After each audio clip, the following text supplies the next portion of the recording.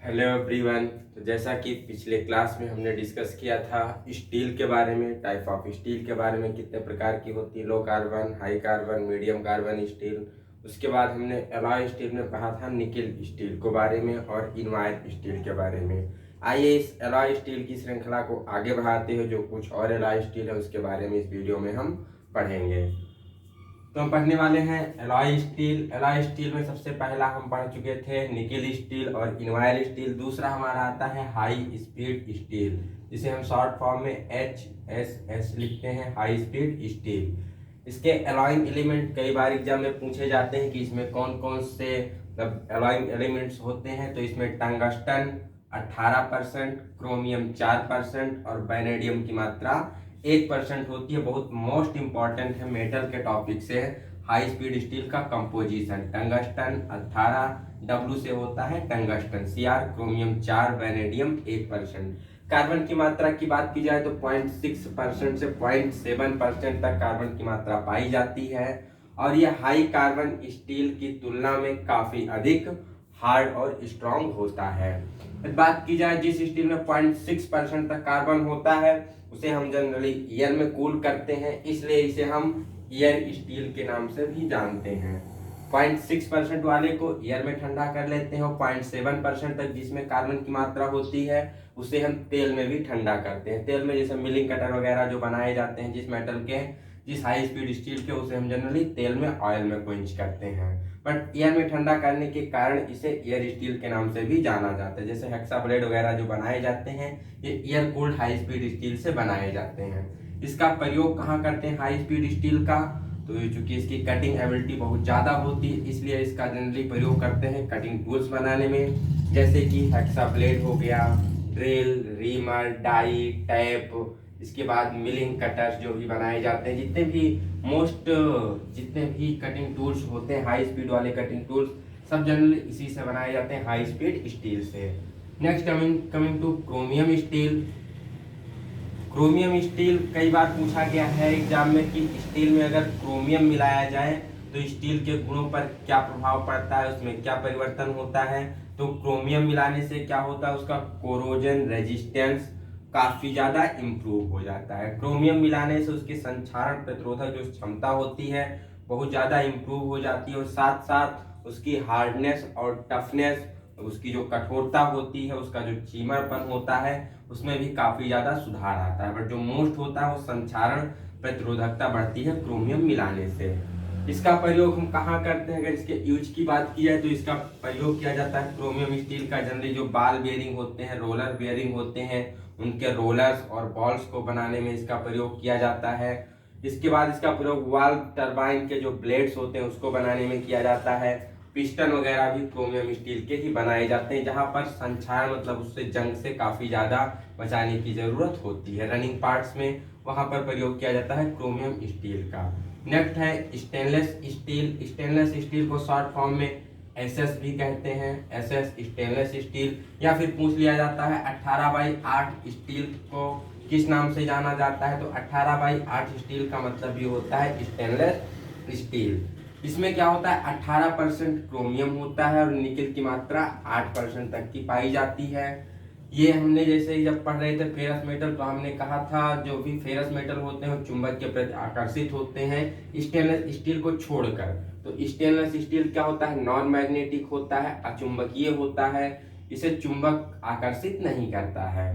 साथ ही साथ ये काफी ज्यादा, चूंकि इसमें क्रोमियम 18% तक पाया जाता है तो ये कोरोजन रेजिस्टेंस भी होता है, संक्षारण प्रतिरोधक होता है, इस पे जंग वगैरह बहुत कम लगती है, ना के बराबर। इसका प्रयोग कहाँ किया जाता है? जनरली हम प्रयोग करते हैं जो स्टील रूल होते हैं उसको बनाने में, या फिर जो आपके डॉक्टरी वाले जो भी सर्जिकल टूल्स होते हैं ऑपरेशन वगैरह के लिए प्रयोग किए जाते हैं, सब स्टेनलेस स्टील के ही बनाए जाते हैं। इसके साथ साथ स्टेनलेस स्टील का प्रयोग हम ऑटोमोबाइल के जो भी पार्ट होते हैं उसको बनाने के लिए, या घरों में जो चाकू वगैरह प्रयोग किए जाते हैं उसको बनाने के लिए भी स्टेनलेस स्टील का ही प्रयोग किया जाता है। मोस्ट इंपॉर्टेंट क्या पूछा जाता है कि सर्जिकल स्ट्राइक्स मतलब सर्जिकल टूल्स को बनाने के लिए किसका प्रयोग किया जाता है, या स्टील रूल को बनाने के लिए तो प्रयोग करते हैं SS स्टेनलेस स्टील। दूसरा नाम क्या है, 18/8 क्रोमियम 18, निकेल 8%। नेक्स्ट है मैग्नीज स्टील। मैग्नीज मिलाने से क्या प्रभाव पड़ता है, मैग्नीज कितना परसेंट होता है। तो मैग्नीज के परसेंटेज की बात की जाए, शॉर्ट फॉर्म में इसे ml लिखते हैं। परसेंटेज होता है 11% से लेकर 15% तक मैग्नीज की मात्रा पाई जाती है स्टील में। इसको मिलाने से क्या होता है, स्टील की हार्डनेस और स्ट्रेंथ काफी ज्यादा बढ़ जाती है, उसकी कठोरता बढ़ जाती है, उसकी शक्ति काफी ज्यादा बढ़ जाती है, और साथ साथ जो कूलिंग रेट होता है वो कम हो जाता है। कूलिंग रेट मतलब जो ठंडा करने की दर होती है वो कम हो जाती है, डिक्रीज हो जाती है।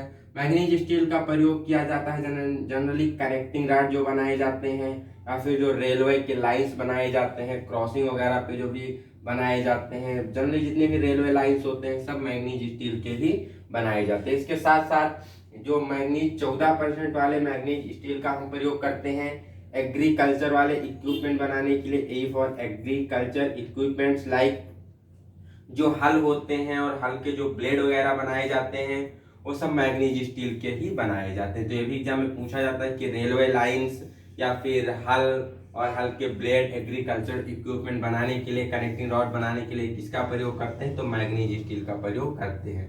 या फिर स्टील के अगर कूलिंग रेट को डिक्रीज करना है तो उसमें कौन सा एलॉइंग एलिमेंट मिलाएंगे, तो मैग्नीज मिलाया जाता है। Next coming to silicon steel. Silicon steel में सिलिकॉन की मात्रा जो होती है 2.5 से लेकर के 4% तक की पाई जाती है। सिलिकॉन को मिलाने से क्या होता है, स्टील की इलास्टिसिटी मतलब जो उसका लचीलापन होता है और उसके साथ साथ रेजिस्टेंस टू हाई टेम्परेचर, उसकी इलास्टिसिटी में काफी ज्यादा परिवर्तन होता है। और सिलिकॉन मिलाने से क्या होता है, वो हाई टेम्परेचर काफी उच्च ताप तक क्या हो सकता है, रेजिस्ट करता है, मेटल का प्रतिरोध करता है, काफी उच्च ताप सहन कर सकता है। इसका प्रयोग कहाँ करते हैं, इलास्टिसिटी होने की वजह से इसका प्रयोग स्प्रिंग्स वगैरह में किया जाता है, और ये काफी हाई टेम्परेचर को भी रेजिस्ट करता है, इसलिए इसका प्रयोग जो जनरेटर के मोटर वगैरह होते हैं उसको बनाने के लिए या ट्रांसफार्मर में कॉइल्स वगैरह बनाने के लिए सिलिकॉन स्टील का प्रयोग किया जाता है। और इसका एक और उपयोग होता है, सिलिकॉन को अगर हम कास्ट आयरन में मिला दें तो क्या इफेक्ट पड़ता है, कास्ट आयरन मिलाने से क्या होता है, फ्री ग्रेफाइट के निर्माण में भी मदद करता है। सिलिकॉन को मिलाने से जो कार्बन होता है वो कार्बन फ्री ग्रेफाइट के रूप में परिवर्तित होने लगता है, जिससे उसकी मशीनिंग काफी आसान हो जाती है। नेक्स्ट है मॉलिब्डेनम स्टील।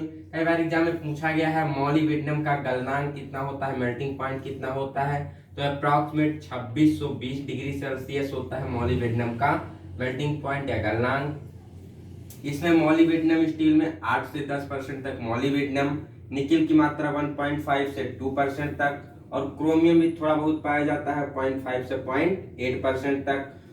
अगर मॉलिब्डेनम मिलाया जाता है स्टील में तो क्या परिवर्तन होता है, वो काफी हार्ड और टफ बना देता है मॉलिब्डेनम स्टील को। इसका प्रयोग कहाँ करते हैं, जल्दी जो बियरिंग के शाफ्ट होते हैं, बियरिंग शाफ्ट को बनाने के लिए, गियर बनाने के लिए, और जो ऑटोमोबाइल मोटर गाड़ी के पार्ट्स वगैरह होते हैं उसको भी बनाने के लिए प्रयोग करते हैं। मॉलिब्डेनम स्टील का इंपॉर्टेंट है इसका melting point 2620 degree Celsius. Next coming to cobalt steel, most important, बहुत ज्यादा पूछा जाता है। कोबाल्ट का गलनांक कितना होता है, 1495 डिग्री सेल्सियस। यही एक निकिल का भी पूछा जाता है, उसका अप्रोक्सीमेटली 1450 होता है। कोबाल्ट का कितना होता है, 1495 डिग्री सेल्सियस। स्टील में कोबाल्ट की मात्रा 35% तक की पाई जाती है। इसका प्रयोग कहाँ करते हैं, इसके क्या गुण होते हैं, तो क्या करता है, रिटेन मैग्नेटिक प्रॉपर्टीज।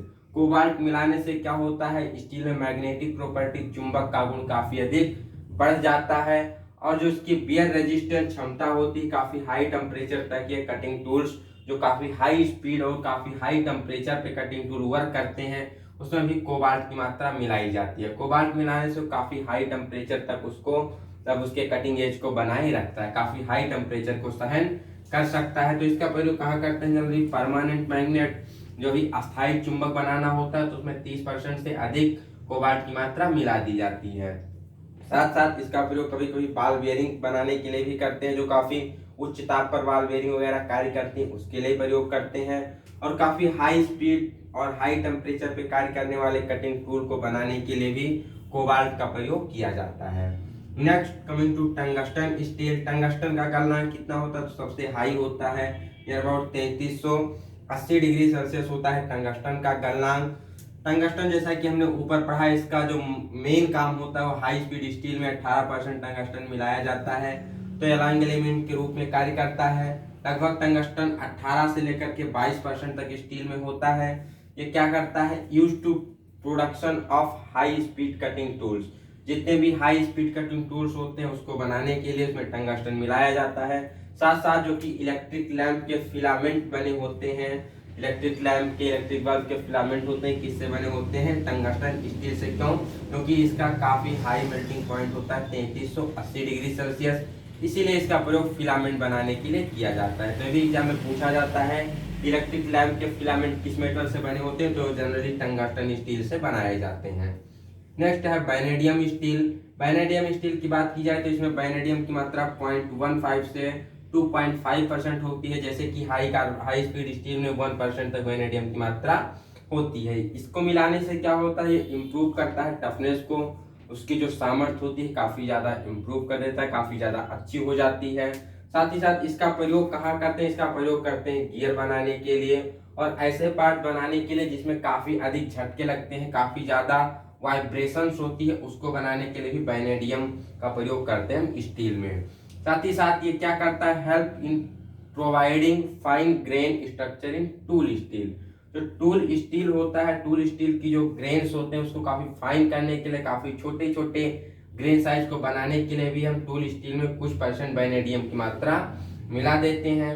वैनेडियम की एक और प्रॉपर्टी होती है, काफी हाई स्ट्रेंथ रखता है और साथ साथ इसमें इलास्टिसिटी भी काफी अधिक पाई जाती है।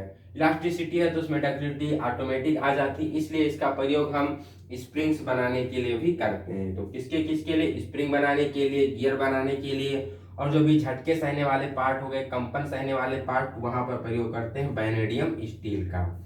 नेक्स्ट है स्प्रिंग स्टील, नाम से ये स्पष्ट है, इसका प्रयोग जनरली स्प्रिंग बनाने के लिए करते हैं।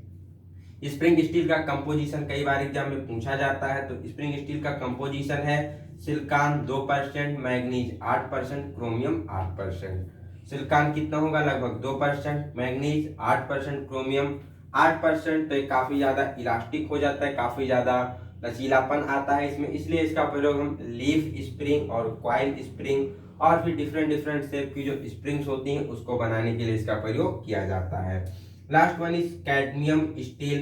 कैडमियम का प्रतीक क्या होता है, Cd होता है। इसका मेल्टिंग पॉइंट मतलब गलनांक बहुत कम होता है, लगभग 320 डिग्री सेल्सियस कैडमियम का गलनांक होता है। कैडमियम क्यों प्रयोग किया जाता है, जो भी स्टील्स होते हैं उनके ऊपर एक कोटिंग के लिए हम जनरली प्रयोग करते हैं कैडमियम का। जो भी स्टील के कंपोनेंट हैं उनको जंग से बचाने के लिए, वातावरण के प्रभाव से बचाने के लिए हम कैडमियम का प्रयोग करते हैं। तो ये थे कुछ एलॉय स्टील्स और उनके यूज कहाँ कहाँ करते हैं, इसे आप एक बार नोट डाउन कर लीजिएगा, वीडियो को फिर से देखिएगा, कुछ समझ में नहीं आता है तो नेक्स्ट क्लास में हम मिलेंगे नॉन फेरस मेटल्स के साथ, लाइक एल्युमिनियम, जिंक, कॉपर, इनकी क्या प्रॉपर्टीज होती है, इसका प्रयोग कहाँ करते हैं। उसके साथ साथ हम कुछ एलॉय, नॉन फेरस एलॉय के बारे में भी डिस्कस करेंगे। तो मिलते हैं अगले वीडियो में, तब तक के लिए have a best day. Good afternoon.